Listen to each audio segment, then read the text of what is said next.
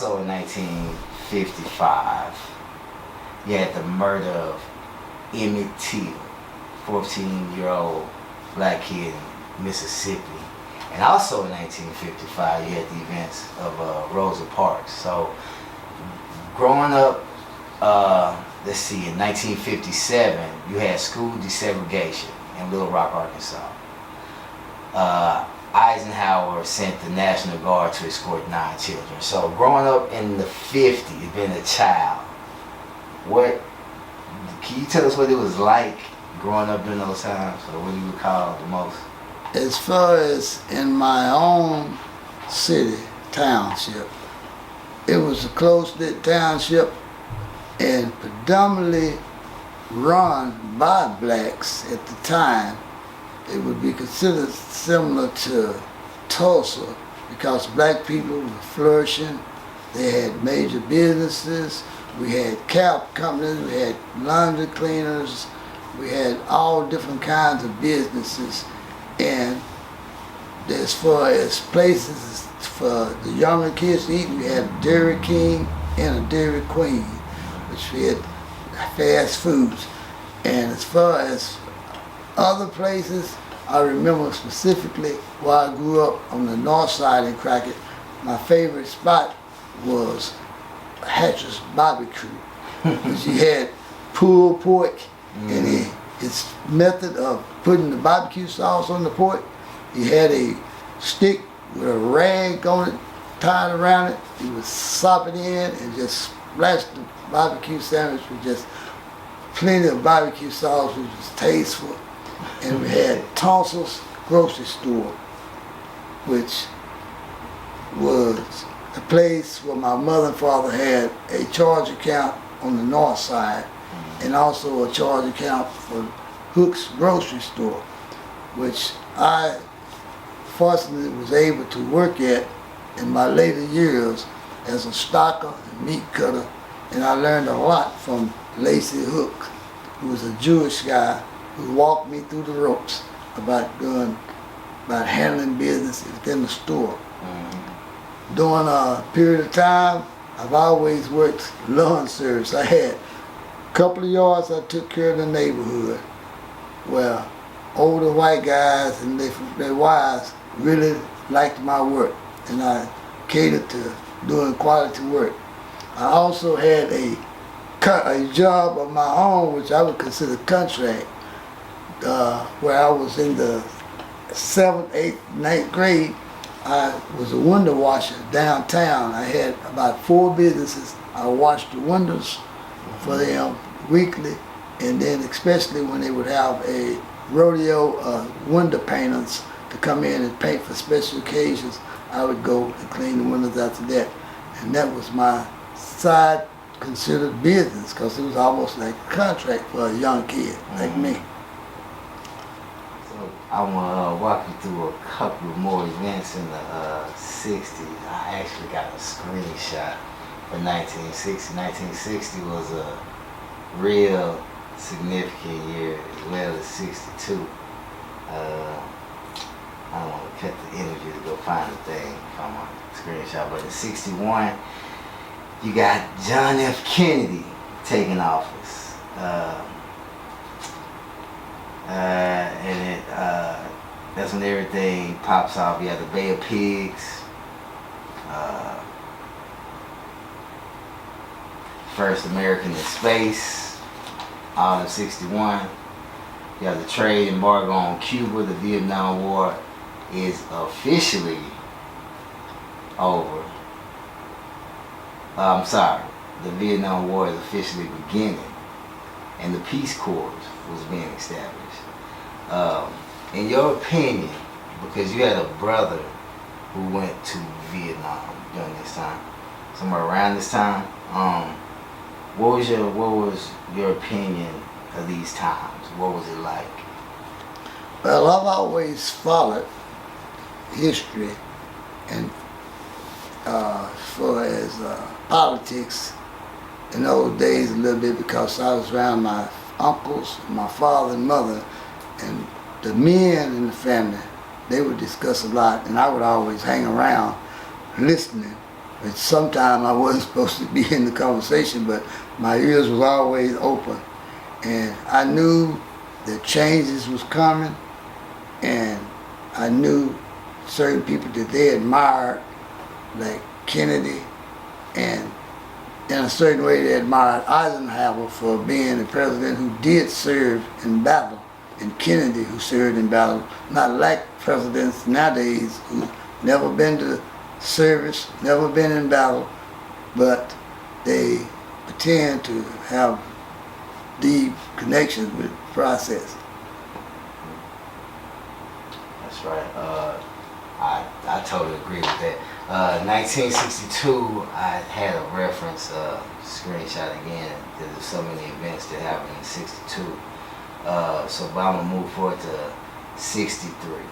So 1963, you got Kennedy, who you just spoke about, who was assassinated in Dallas, of all places, Dallas, Texas, by quote unquote Lee Harvey Oswald. Do you have any opinion or suggestions about Kennedy assassination, being that it was in Dallas or in Texas? Well, I recall the day that he was shot.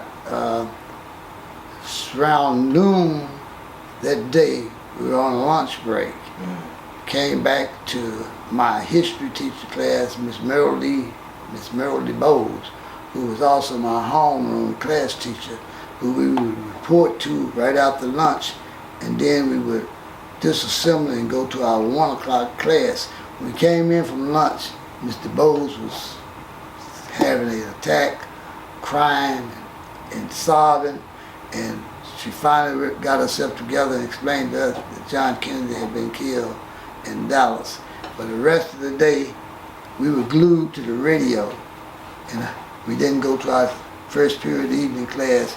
We glued to the radio with Mr. Bowles and getting some of the details. And from then on, it was a little bit at a time, and I did follow it because on Fridays we would have current events. We would have to come in on Fridays and we'd have to read the paper and discuss, pick an article that we would discuss about what had happened the week before. And I chose most of the time to discuss things like that when John Kennedy was killed and black stuff that was going on during the thing. And Mr. Bowles admired me for that, and also my English teacher when I was writing essays. I was into that movement type situation where my thesis is all written on a book by the name of Black Me, which white guy had himself changed to resemble a black guy to experience black life. And he had his lips blown up like they do nowadays. He had color tint put to his skin, and he traveled to experience this process. Once he got the book out, I read the book, and that's what I wrote my theses on and had some of my discussions in English class on. And I got good grades for that. They admired me because I was one of the few students that followed that situation. So that was 63 that event occurred. 1964, you get the Civil Rights Act of 64, and then the next significant event is 1965 when they assassinated Malcolm X. Do you recall that event when you was a kid? Yes, I graduated from middle school, 8th grade, in 64. And like I say, I always followed those situations because I had a sister who went to Prairie View A&M College at the time, and I was following like Malcolm X and other issues. At the time she came home, the Christmas holidays, she had a sweatshirt which was black and had the colors of red, black, and green on it, saying Students for Equality, Liberty, and Justice. And she was going downtown Christmas shop with my mother, and white people were staring at her and wanted to read what was on her shirt. My mother became paranoid and told her to turn the shirt on the other side because they was getting so many stares. And my sister was being rebellious. But she finally did what my mother said. But that's how it was then after Malcolm X was killed, because her college professor, Dr. Ferguson in Prairie View, was one of the activists at Prairie View campus who had those posters and those shirts printed out for students to wear. But my mom was kind of affected by it, wearing it downtown where people stared a lot. They never said things, but they were like, "What's your t-shirt mean? What does it say?" And Students for Liberty and Justice and Equality. That's interesting. So the next significant thing will probably be 1966, when you had the heavyweight boxing champion of the world at the time, Muhammad Ali, who refused to go to war against Asians, ironically, because we had these Asian hate crime bills. That's another story. But he is sentenced to 5 years for a draft evasion. It's later overturned, but he gets stripped of his title. Do you recall that event? I recall that because Ali has always been a hero of mine and of all black men professionally. Everyone I knew admired Ali. They stood for what he stood for, but weren't strong enough to protest the way he did by not going. They would be considered draft dodgers and prosecuted to the max. In fact, I knew a couple of friends who actually burned their draft cards and left Crockett and were arrested in Indianapolis and brought back to Dallas and prosecuted in Dallas for burning their draft cards. I was young, but I remember that from my parents and them discussing those kids got themselves in a lot of trouble, and they shouldn't be punished like that. But, you know, not wanting to go fight a country that they felt like was mistreating them.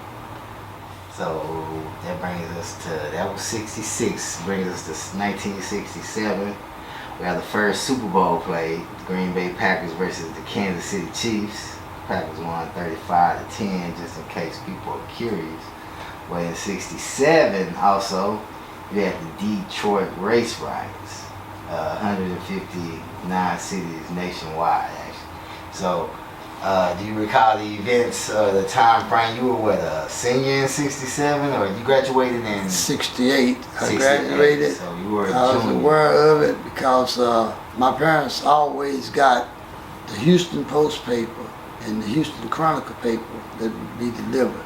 We also had a paper considered to be like Farrakhan's paper now, which was called The Informer. A guy would come down from Chicago. He sold black products, our products, black supplies, and he sold a magazine called The Informer. That's how we got a lot of information from up east and north. And I would always read these papers, and we got these every Saturday. He would come through the neighborhoods and he would holler, 111, that means, do you want one? And it's a beginning to what I see now as what they sell the papers. What's the name of the paper? The Farrakhan paper now? The Call. The what? The Call. The Call now. Yeah, the Call. I was called The Informer at the time. But it was the beginning. And he dressed the same dress. The black tie, the suit, always well groomed. And he was an older guy. And he would spend Friday, Saturday, and Sunday, and he'd go back on the bus to Chicago. He'd ride that bus back and forth, and that was his project as far as coming to Crockett. I don't know how we were chosen. I guess because Crockett was always a black town, city. And it was whites there, but blacks had a lot of control of what was going on around in those days. Before segregation. Segregation came out, it was supposed to help, but it took away a lot from our neighbors, our neighborhood, and our livelihoods as far as businesses and all. It took a lot away from it. But to this day, I didn't admire integration, you know, the way it was done and the way it affected our kids as far as getting their educations right and having role models in school. We had role models that we admired, and they would spend time with us. But in '68, after I graduated, was when they integrated. They waited until we left because we were considered the last rebels in school. So after we left, they actually took over the schools and the systems changed. No, '68 was an interesting year when you graduated. A couple of significant things. The assassination of Martin Luther King happened in '68. Where were you, and what was the climate like where you were at the time? In '68, when Martin Luther King was assassinated, I was in the process of just graduating and probably going to try to work and get a job. But the week I graduated, I got a greeting in the mail, and I hadn't put in any applications for school. So I immediately had a connection to go and register to go to school, to not go to Vietnam.